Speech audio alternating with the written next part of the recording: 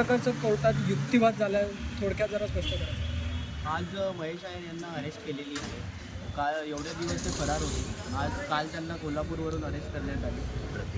कुठे कुठे काय घेऊन गेले त्याचं ते लॉ पॉईंटने आर्ग्युमेंट झालेलं आहे. कस्टडी त्यांना 11 तारखेपर्यंत दिलेली आहे. त्याच्यामुळे त्यांना अरेस्ट झालेली आहे काल. म्हणजे दोन्ही वेळेला जे काय आहे कुठे कुठे घेऊन गेले काय काय त्यांचं आहे त्यांना सगळं आता पोलीस इन्व्हेस्टिगेशनमध्ये ते करतील. कोर्टाच्या आदेशाप्रमाणे बाकीच्या प्रोसिजर चालतात. 11 तारखेपर्यंत त्यांना पोलीस कस्टडी देण्यात आली. 11 तारखेपर्यंत पोलीस कोठडी दिली आहे. या संदर्भात काय इन्व्हेस्टिगेशन, काय प्रकारचे पडताळणी? कसं आहे, हा जो प्रकरण आहे हा ते नाशिकचा अशोक खरात या प्रकरणाबरोबर जोडला गेला आहे. तर मला तर वाटतं 3 दिवस हे कमीच वाटतं आहे मला ते कस्टडीसाठी. कारण अशोक खरातचा हा जो जाळ आहे हा एवढं मोठा आहे की 3 दिवस नाही 30 दिवस पण कमी पडणार त्याच्यामध्ये इन्व्हेस्टिगेशन करायला. शेवटी आता नाशिक पोलीस त्याबद्दल इन्व्हेस्टिगेशन करत आहे अशोक खरातचा. पण ह्याचा अशोक खरातबरोबर काय संबंध होते, अशोक खरातला हा का भेटायला गेलं किंवा ते फिर्यादी होते त्यांना अशोक खरातकडे का घेऊन गेलं याबद्दल पण इन्व्हेस्टिगेशन होणं खूप गरजेचं आहे.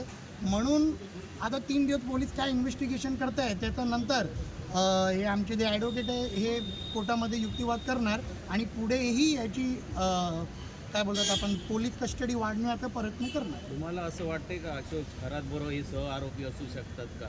100% असू शकतात. यांची मालमत्ता बघा, यांची अशोक खरात बरोबर संबंध बघा. एक लिपिक जो सहाय्यक आयुक्त म्हणून रिटायर झालं, एक लिपिक त्याच्याकडे करोडो रुपयांची मालमत्ता ही येते कुठून? मग ते असे भोंदूबाबा यांच्या बेनामी संपत्ती तर याच्या नावावर नाही. पोलिसांनी ह्याबद्दल पण इन्व्हेस्टिगेशन करायला पाहिजे की कुठे महेश आहे हा अशोक खरातच्या बेनामी संपत्तीचा वारसदार तर नाही ना. तर हे पण बघणं खूप गरजेचं आहे. ठाणे महानगरपालिकेची तिजोरी गायब केली आहे का? ठाणे महानगरपालिकेत तर त्यांनी अनेक भ्रष्टाचार केले, अनेक घोटाळे केले.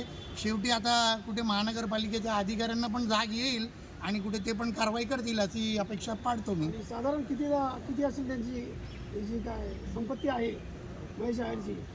आता जवळजवळ महेश आयरकडेच 20-25 कोटीची संपत्ती आहे आणि ही संपत्ती त्यांच्या बायको एक त्यांची आता अनेक बायको आहे. आता काय माहीत कोणकोणती बायको आहे. फोटोमध्ये तर 3 मिसेस दिसत आहेत. 3 मिसेस आता त्या 3 वेगवेगळ्या मिसेजांबद्दल त्यांनीच पुरावा द्यावं आणि त्यांच्याच नावावर ही सर्व संपत्ती आहे. धन्यवाद सर.